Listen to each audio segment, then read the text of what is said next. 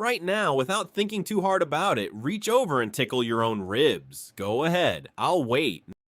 Nothing happened, right? Maybe a faint, distant sensation, but nothing like the full body collapse onto the floor. Please stop, but also don't stop reaction you get when someone else does the exact same motion to the exact same spot. Same fingers, same speed, same pressure, completely different result. And here's the part that should bother you. Your brain knew it was you before you even finished the thought. It didn't have to check. It already knew, and it killed the sensation before it could even fully register. So why does the single most reliable tickle machine on the planet, your own hand, produce nothing, while someone else's hand doing the identical motion sends you into chaos? Turns out it's not one mechanism, it's your brain running a constant background prediction system you've never noticed, and the moment that system breaks, things get genuinely strange. Start with the obvious suspect, prediction. Every time you move any part of your body, your brain doesn't just send the command and wait to see what happens. It simultaneously generates a forecast, a prediction of exactly what sensation that movement is about to produce. This isn't some vague guess. It's a precise second-by-second simulation running in a region called the cerebellum, and it's happening for basically everything you do. Walk, and your brain predicts the exact feeling of your foot hitting the ground before it actually lands. Pick up a coffee cup, and it predicts the weight before your fingers fully close. In 1998, researchers at University College London, led by neuroscientist Sarah-Jayne Blakemore, ran an experiment that's become one of the foundational studies on this exact problem. They built a device that let people tickle themselves using a robotic arm, sometimes with no delay, sometimes with a slight delay built in. The self-tickle with no delay felt like basically nothing, just like tickling yourself normally, but add even a fraction of a second delay between your hand movement and the resulting touch, and the ticklishness started coming back. The further they pushed the delay, the more it started to feel like someone else was doing it. That's the whole mechanism, basically laid bare in one experiment. Your brain isn't canceling the sensation because it's your hand. It's canceling the sensation because it can perfectly predict the timing and intensity of a touch that originates from your own movement. Break that prediction, add a delay, add randomness, remove the control, and the cancellation stops working. Which raises an obvious follow-up. Why would evolution build a system specifically to make you immune to your own touch? The honest answer is that it's not really about tickling at all. Tickling is basically a side effect of something far more important. Your brain needs to be able to tell the difference between sensations you caused and sensations the world caused to you. This is a survival critical distinction. If a branch brushes your arm while you're walking through a forest, that's potentially important information. Something out there touched you, pay attention. If your own arm brushes your own side while you're walking, that's nothing. Ignore it. Don't waste processing power on it. Researchers call this whole system sensory attenuation, and it applies to far more than touch. The same mechanism is part of why your own voice sounds quieter and less startling to you than it would if someone played a recording of it back at the same volume unexpectedly.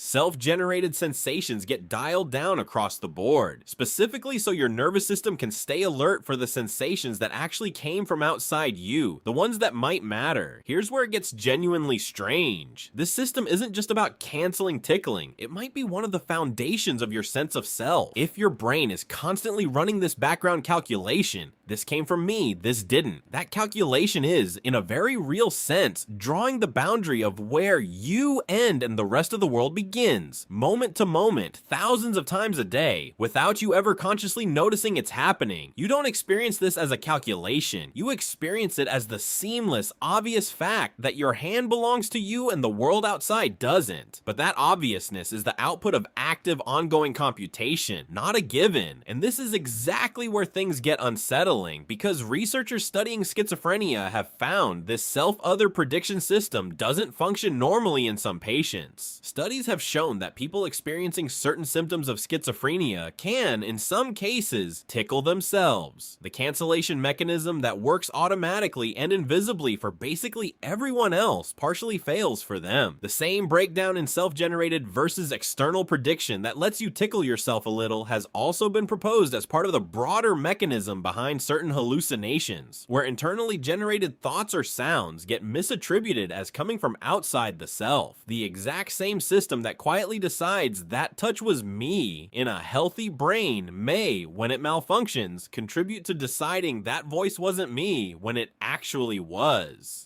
A children's bedtime tickle fight and a serious psychiatric symptom are underneath everything running on overlapping neurological hardware. Nobody designs it that way on purpose. It's just what happens when the same prediction system is involved in two very different jobs. Now, the honest caveat, because this isn't a perfectly clean rule, people can sometimes mildly tickle themselves under specific conditions, using an unfamiliar object instead of their hand, using a delayed mechanism like Blakemore's robot arm, or in certain rare cases of altered self-perception. There's also meaningful individual variation. Some people report being able to produce a faint self-tickle sensation under no special conditions at all, and researchers don't have a fully settled explanation for why some brains predict more precisely than others. The system is real and well documented, but it's a continuum, not an absolute switch. There's also a separate, oddly specific wrinkle. Other people can sometimes barely tickle you at all if you're tense, anticipating it intensely, or bracing for it, suggesting prediction matters on both sides of the equation, not just self versus other. The cancellation mechanism isn't only about who's doing the touching, it's about how confidently your brain can forecast what's about to happen, regardless of the source. So the next time someone gets you with a surprise tickle and you nearly fall off the couch laughing, what actually happened is more interesting than you're ticklish. Your brain failed to predict an incoming sensation, classified it as genuinely external, and skipped the cancellation step entirely. The same exact mechanism that, in a different context, in a different brain, can mean the difference between knowing a thought is yours and not. You've spent your entire life running a sophisticated, constant, invisible test on every sensation your body produces, mine or not mine. You just never noticed the test was happening because every single time you passed.